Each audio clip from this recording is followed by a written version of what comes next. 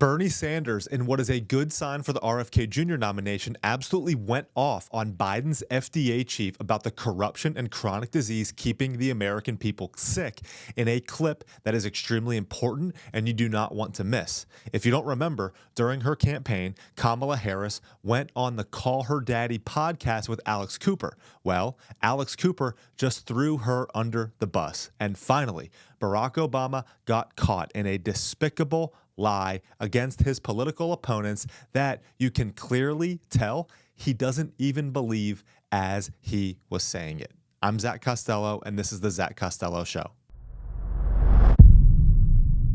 In his first speech since the election, Barack Obama, at his own foundation's Democracy Forum, called political divisiveness one of the great challenges of our time. He then proceeded to say this. At this point, you may be thinking, this all sounds pretty good, except pluralism depends on everyone following a certain set of rules. That's what you said, Obama. What happens when the other side has repeatedly and abundantly made clear they are not interested in playing by the rules? It's a problem. And when that happens, we fight for what we believe in. There are going to be times, potentially, when one side tries to stack the deck and lock in a permanent grip on power, either by actively suppressing votes or politicizing the armed forces or using the judiciary, the criminal justice system to go after opponents. And in those circumstances, pluralism does not call for us to just stand back and say, well, I'm not sure that's okay. In those circumstances, a line has been crossed, and we have to stand firm and speak out and organize and mobilize as forcefully as we can. You see him pause and hesitate there? He knows that this is a lie. And do you know what he's talking about? Pluralism, if you don't know, is a way of living together in a diverse society where people respect and engage with one another despite their differences in values. You know, like people not alienating their family members because they voted for someone else. Or, you know, like not believing other people are racist, misogynist, or evil because they don't support the same political candidate as you. You know, those types of things. How this man works up the courage to get out there every day and lie like this is beyond me. Pathetic. And speaking of pathetic, Kamala Harris has a new accent in the latest attempt to be inspiring. Watch. I knew y'all were in town. I couldn't let it go without coming by to say hello and to say thank you to everyone here, all of these extraordinary leaders. I wanted to come by and say happy holidays, Merry Christmas, happy Kwanzaa, happy Hanukkah, whatever you may celebrate. But most important, let's make sure we celebrate each other. Whew. How, oh, how did she lose the election? It's not competence, guys. It's not. That's not it. Oh, wait. It might have been. Even Alex Cooper, the father, as she calls herself, of Call Her Daddy, the head feminist, has now thrown Kamala Harris under the bus. There's a little bit of controversy about that podcast because you did. Oh. Do you know about this? No, what? Because in D.C., this interview happened in D.C. Yeah. In a hotel. Yeah, not in a hotel. It was like a random house. It was like a random house. But apparently, you can tell me, they spent, meaning the Harris campaign spent like $100,000. I did see you that. know about this? It's hilarious. To build the studio. Yeah, that's not true. Not true. To make it look like it was the studio that you used in L.A. My studio that is gorgeous in Los Angeles doesn't even cost six figures. So I don't know how cardboard walls could cost six figures, but. But do you think they did that? I mean, you saw it. Absolutely not. With love to them. Oh my God, it was gorgeous, but like, it wasn't that nice. It wasn't like gorgeous marble. Like, no, that was not six figures. You hear that at the end? Sounds allegedly like money laundering. Also sounds just a lot like a fraud.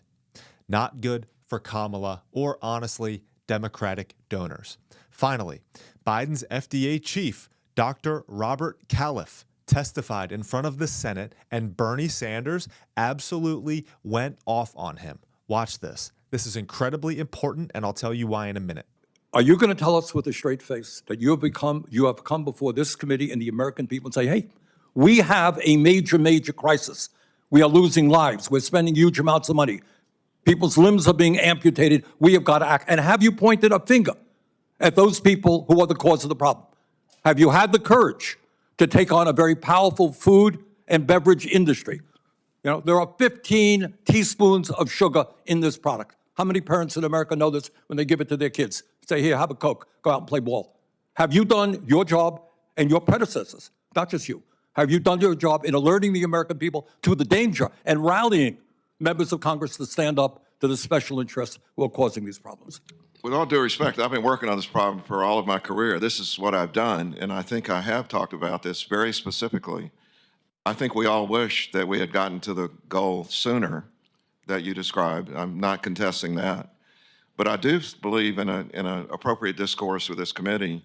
We need to carefully reflect on the issues in play right now that would allow this to happen. And I'm really heartened to hear the bipartisan support for this, because much of what we try to do, frankly, gets blocked along the way. And we'll talk about that. Let's be honest here. The food and beverage industry spends hundreds and hundreds of millions of dollars on lobbying and on campaign contributions. You tell me the role that they are playing in destroying the health of America's children. Well, I'm not going to contest your comment about the amount of money spent on lobbying. I think it's probably accurate. I don't have figures on that. But a lot of the changes that those of us who are interested in better health would like to make are blocked at the level of legislation for reasons that but I'm you'd have to still tell not me. hearing you. What is the reason that our kids are unhealthy? What role do this industry play? Even now, you're getting out of office. Are you prepared to tell us that this committee, this Congress needs to take on the food and beverage industry whose greed is destroying the health of millions of people? Well, I'm not going to castigate the people that work in the food and beverage industry. You're not. No, what I That will is say- your job. No, it's not to castigate. It's to point out how to make progress in this area. We have an industry that if you tried to change it overnight, there are farmers all over the United States who would not be able to grow the crops they're currently growing. So there needs to be a plan, and it needs to be implemented in a mature, thoughtful way across the country. I'm 100% The Academy in of favor of the Medicine in change. 2010. How many years does it take to do it? 14 years enough time? How many kids have died and gotten sick during those 14 years? It's not just kids, it's adults, of course. I want to see it change as much as anyone, but we have to do it in a way that considers all the factors that are Protecting involved the in making interests of the change. food and beverage industry. Senator Cassidy? This should not be a partisan issue. Enough is enough. This is why Trump nominees like RFK Jr. as Secretary of Health and Human Services and FDA Chief Marty Makary are needed. We need reform, and we need individuals intent on and capable of executing it. It's promising to see Sanders, as an influential Democrat, prioritizing this issue, a good sign for Trump's health nominees and for the American people. I'm Zach Costello, and this is The Zach Costello Show.